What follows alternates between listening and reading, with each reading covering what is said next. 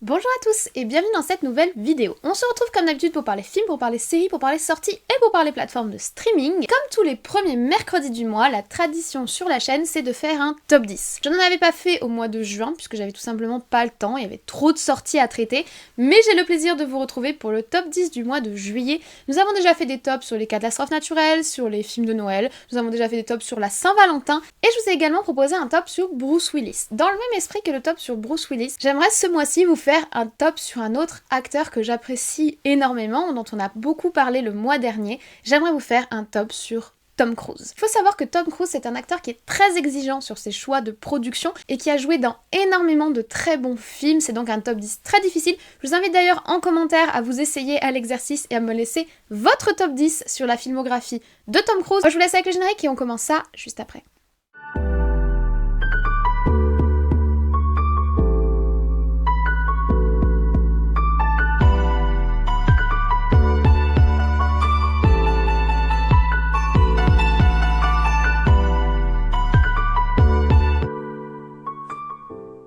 Alors, pour ouvrir ce top, en 10e position, je vous propose un film de 2003 qui dure 2h43, donc qui est un très beau bébé, qui est le film Le Dernier Samouraï. C'est un film qui est réalisé par Edward Zwick, ou Wick, je ne sais pas comment ça se prononce, qui a également réalisé Les Insurgés, Blood Diamond, ou encore un autre film avec Tom Cruise qui est Jack Reacher. C'est un réalisateur qui a une très belle image et qui arrive très bien à transcrire à l'image les actions. D'ailleurs, dans Le Dernier Samouraï, les actions sont très lisses, très belles, et on a surtout des scènes extrêmement épiques. Le film se passe au Japon durant la période de la fin de la guerre de sécession américaine et va suivre un jeune américain qui vient recycler, on va dire, ses compétences de guerre au Japon, puisque le Japon est en pleine période d'ouverture et cette ouverture implique également l'ouverture à des, on va dire, compétences de guerre moderne, puisque la guerre s'est modernisée très rapidement durant les derniers siècles. Le film s'inspire de l'histoire vraie de Saigo Takamori, qui est l'un des derniers samouraïs japonais, ainsi que de l'histoire de Jules Brunet, un Français qui jura fidélité à un shogun local japonais. Les deux histoires vont se télescoper dans le film, à savoir bien sûr que l'histoire qui est racontée dans le film Le Dernier Samouraï n'est pas véridique historiquement, mais par contre au niveau du contexte et des visuels qui sont proposés et des costumes, on est assez proche d'une certaine réalité de cette époque. Le film est magnifique, il est extrêmement épique, il est extrêmement puissant, et à noter qu'il recevra même un prix au Japon dans la catégorie film en langue étrangère, c'est-à-dire que le film a été adoubé par toute l'industrie japonaise du cinéma. C'est aujourd'hui un très grand classique, alors certes il est très long, il peut être un petit peu traînant au niveau du rythme, mais c'est un film qui est magnifique et que je vous recommande.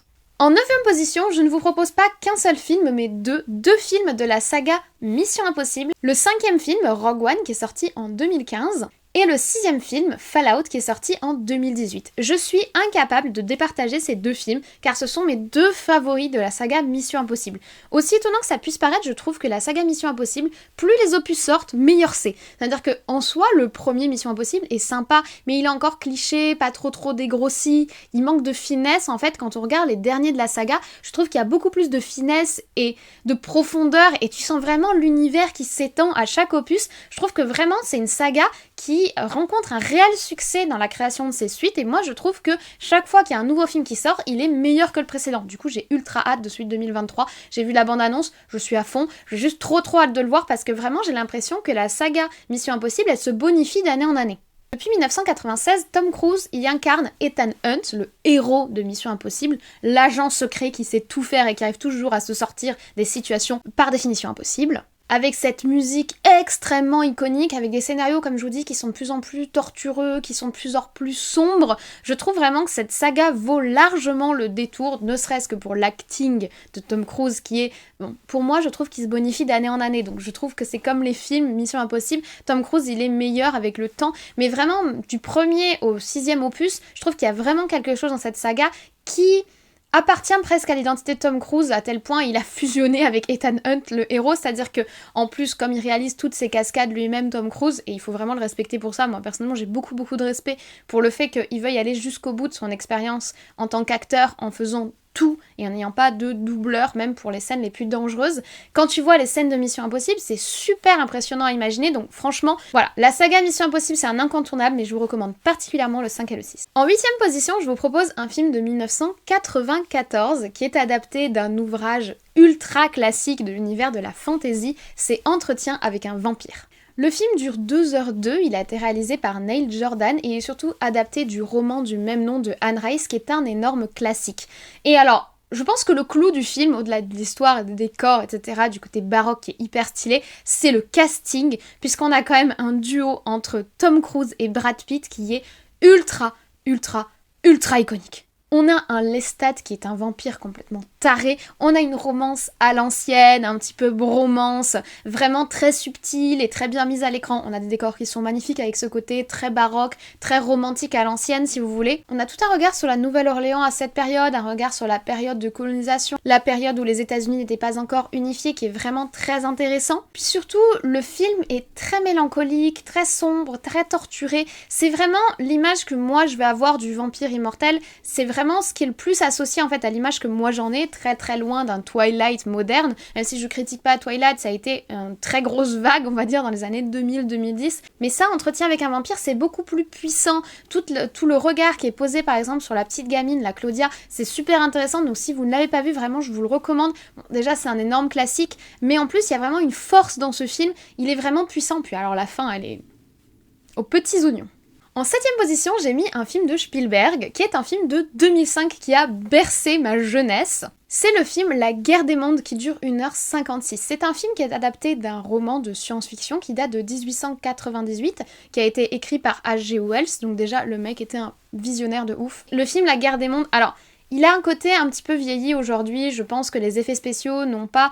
Honnêtement, ça se regarde encore, mais voilà, les effets spéciaux sont pas aussi impressionnants que la première fois où moi je l'ai vu. J'étais allée le voir au cinéma avec mes parents, ça avait été une claque. Déjà, j'avais eu peur, parce que j'étais petite, j'avais 10 ans, j'avais eu peur, mais en plus, le film était ultra impressionnant avec ses tripodes, les gens qui sont enlevés, les algues rouges. Il y a vraiment une esthétique et une photographie et une image avec ses lumières, etc., qui est assez impressionnante. La scène du train en feu, là, quand j'y repense, elle m'a marqué la rétine, je l'ai encore en tête et pourtant j'ai pas vu le film depuis au moins 5 ou 6 ans.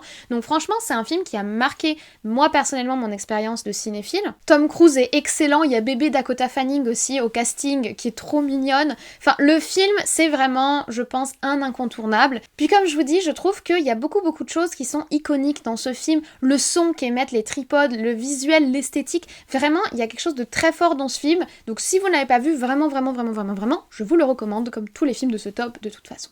En 6ème position, on reste dans la science-fiction puisque je vais vous parler de Oblivion, qui est un film de 2013 qui dure 2h04. C'est un film de Joseph Kosinski dont on a parlé récemment puisque c'est celui qui a réalisé Top Gun Maverick 2. Il a également d'ailleurs réalisé Tron Legacy notamment et d'autres films. Moi j'aime beaucoup la filmographie et le regard cinématographique de Joseph Kosinski et je vous avais parlé, quand je vous ai parlé de Top Gun Maverick 2, de ce film Oblivion que moi j'aime énormément. C'est un film de science-fiction qui pour moi est trop sous-coté. En fait je comprends pas pourquoi ce film revient pas plus. Il est très très beau esthétiquement, il y a vraiment des passages, des visuels qui sont très prégnants et qui restent, je trouve, un peu comme La Guerre des mondes, il y a quelque chose qui reste quand t'as vu ce film. Il y a un petit côté vaguement contemplatif que moi j'ai beaucoup aimé, il y a toute une réflexion aussi sur la Terre, etc. On est en 2077, la Terre a été dévastée, c'est juste devenu un espace d'extraction de ressources, donc c'est vraiment, elle ne nous sert juste que pour extraire ce dont on a besoin, et tous les autres humains ont fui dans des colonies spatiales, et nous on va donc suivre le personnage de Tom Cruise, qui lui surveille l'extraction de ressources, et qui a un peu de mal à se dire qu'un jour il va quitter la Terre, qui est quand même son espace de vie. Il y a une profonde mélancolie dans ce film, c'est-à-dire qu'il est dynamique, il y a pas mal de mystères qui planent, d'ailleurs on n'a pas toutes les réponses dans le film, mais il y a vraiment une certaine mélancolie, il y a les musiques de M83 qui sont sublimes, le BO et le soundtrack est très beau, enfin vraiment, je le trouve immersif et doux, je sais pas comment vous dire, il est un petit peu planant en fait ce film, mais moi je l'ai beaucoup aimé et comme d'habitude, je vous le recommande. On continue en 5ème position avec un autre film réalisé par Christopher McQuarrie. Donc Christopher McQuarrie, il est déjà derrière les films Mission Impossible. Il a également réalisé en 2012 le film Jack Reacher qui dure 2h10. J'avais eu un coup de cœur en allant voir ce film au cinéma. Je m'en souviens encore et c'est souvent un film que je recommande parce que c'est un film que les gens n'ont pas forcément vu. Je l'ai trouvé très stressant, très prenant. Il prend aux tripes, également pensé à Sniper, tireur d'élite, etc. Il y a vraiment ce style-là assez prégnant des années 2000 dans ce film. L'histoire, c'est qu'un monsieur, James Barr, est suspecté d'être un sniper d'élite qui est devenu un tueur de masse, donc il tue des gens aléatoirement dans la rue. On a d'ailleurs des images très impressionnantes dans le film de ces espèces de fameuses tueries. Et ce James Barr va dire aux enquêteurs contacter Jack Reacher. Jack Reacher qui est un ancien de la Navy, un ancien soldat, vous savez, qui a pris ses distances avec la société et qui essaye de vivre avec les erreurs de son passé. Vous voyez, le mec un petit peu obscur, qu'il y a souvent dans les films américains par ailleurs. C'est normal que ce soit une thématique qui est très brassée aux États-Unis puisque c'est une situation qui concerne beaucoup d'hommes et de femmes qui sont allés au front et qui reviennent avec les démons qu'ils ramènent de la guerre. Le film est très dynamique, beaucoup d'action, etc. Mais il est intéressant, il est prenant. C'est un de mes films que je me regarde pour me détendre en fait. Je le trouve détendant, bien filmé, bien écrit, les personnages sont intéressants. Franchement, je trouve que c'est un très bon et très efficace film d'action. En plus, il y a le petit côté thriller qui fait pas de mal, donc si vous ne l'avez pas vu, comme d'habitude, je vous le recommande. En quatrième position, on parle d'un des films du tout début de la carrière de Tom Cruise, puisqu'on va parler d'un film de 1988. Bien évidemment, je parle du film Rain Man. Ce film de 2h13 qui croise au casting Tom Cruise et Dustin Hoffman, donc déjà deux géants du cinéma. C'est un film de mon enfance, c'est un film que m'ont fait découvrir mes parents, et c'est un film que j'ai vraiment vu plusieurs fois. Je le trouve très très touchant, plein de sensibilité, plein de douceur, plein d'humanité en fait, ce film, et en plus peut être drôle, avec des scènes un petit peu cocasses, avec des quiproquos, etc. Je trouve que c'est un film qui est extrêmement bien dosé au niveau de l'écriture, au niveau des émotions, au niveau du schéma narratif, de ce qu'on nous raconte. On suit Charlie, qui est un espèce de flambeur, vendeur de voitures, qui, à la mort de son père, découvre qu'il a un frère, et que son père a légué toute sa fortune à ce frère. Ce frère, c'est Raymond, qui est donc incarné par Dustin Hoffman, et il est autiste. On va suivre cette relation compliquée entre deux frères qui ne se connaissent pas. Charlie, qui a un caractère totalement opposé, qui est pas, on va dire, qui n'a pas la sensibilité de base pour s'occuper de quelqu'un qui va avoir un handicap social, etc.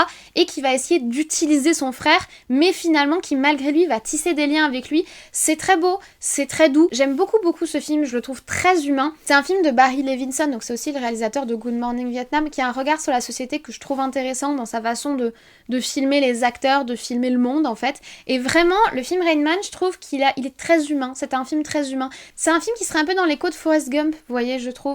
On a de ces films qui témoignent d'une grande humanité et ce film-là en fait partie. Nous arrivons sur le podium et on revient à de la science-fiction. Puisqu'en troisième position, j'ai mis un film de 2014 qui dure 1h53 qui est Age of Tomorrow. C'est un film qui a la particularité d'être adapté d'un manga. Ce manga s'intitule All You Need Is Kill, donc tout ce que tu as à faire c'est tuer. C'est un manga que j'avais découvert au collège et je m'attendais pas du tout à voir un jour Tom Cruise incarner un de mes héros de manga, donc j'avoue que ça c'était la première invraisemblance, on va dire, le premier truc surprenant par rapport à ce film. C'est un film qui est réalisé par Doug Liman. Doug Liman, il est derrière Mr. and Mrs. Smith ou encore La mémoire dans la peau. Il fait donc globalement des films d'action, des films d'espionnage, etc.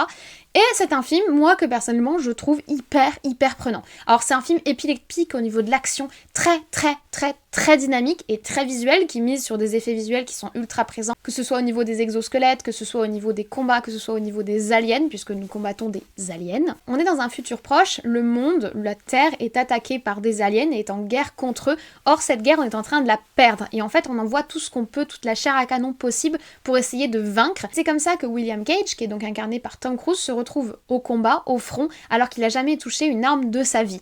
Et il va essayer de survivre, sauf qu'il va se passer quelque chose d'un petit peu particulier. Alors qu'il est sur le front, qu'il n'arrive pas à s'en sortir et qu'il finit par mourir sur le champ de bataille, il revient 12 heures en arrière. Et en fait, toute la subtilité du film, c'est vraiment un die and retry, mais vraiment mise à l'image, c'est-à-dire tu meurs et tu reviens pour réessayer. Et je trouve le film vraiment extrêmement efficace, les personnages sont très cool. Bon, le personnage de Tom Cruise, évidemment, gros charisme, mais également le personnage de la commandante qui l'accompagne, énorme charisme. L'histoire est efficace, sans trop en dire, sans aller trop loin. Vraiment, un bon film de science-fiction brutasse comme on les aime. On arrive à la deuxième position, et c'est un film extrêmement récent, je pense que vous avez déjà deviné de quoi je parle. En deuxième position de ce top Tom Cruise, j'ai mis Top Gun Maverick, le dernier film de Tom Cruise au cinéma pour lequel j'ai eu un énorme coup de cœur et que j'ai d'ailleurs revu au cinéma très récemment. Je vous ai fait un vlog dessus puisque je l'ai vu en 4DX. Je voulais vraiment vivre ce film-là avec cette expérience immersive-là. Je fais un long retour pour vous expliquer exactement ce qu'est la 4DX, etc. Mais bref, c'est pas le sujet.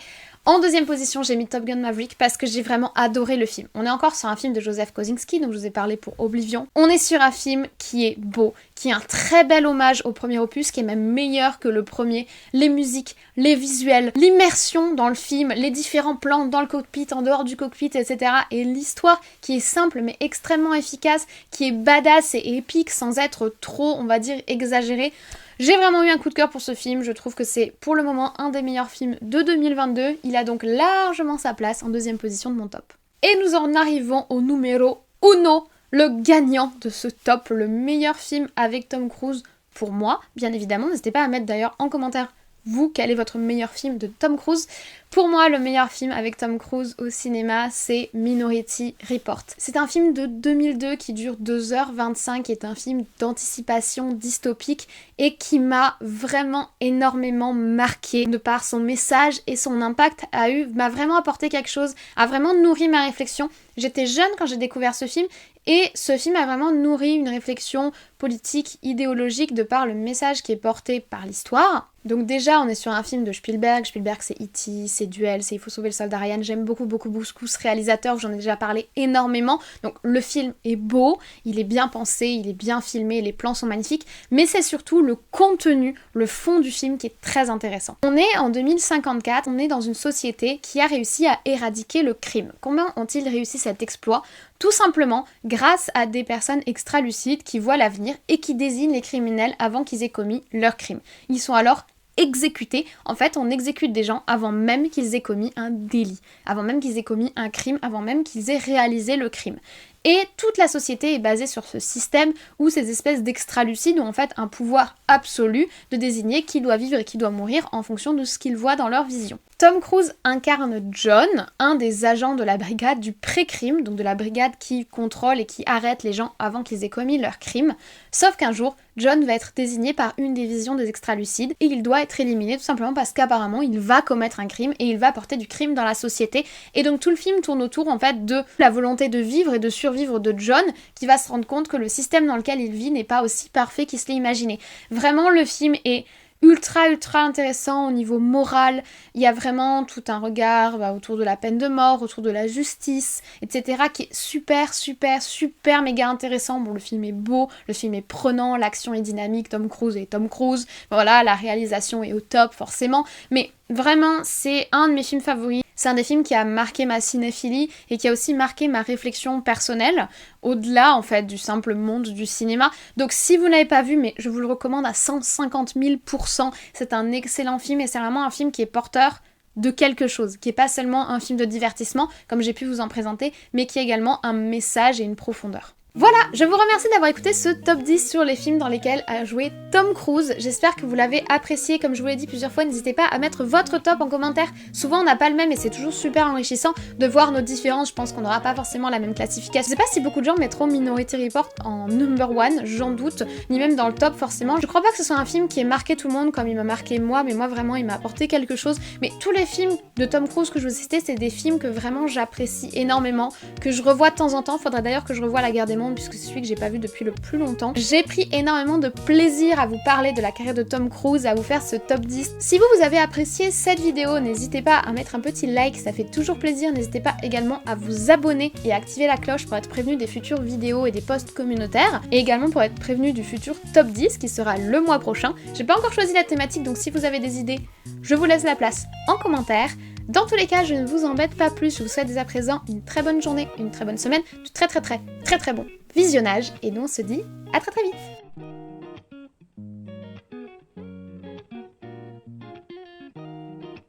Ils ont des exosquelettes de malades, ils vont combattre du gros alien, enfin c'est hyper bourrin, mais c'est hyper badass, c'est puissant comme film, enfin...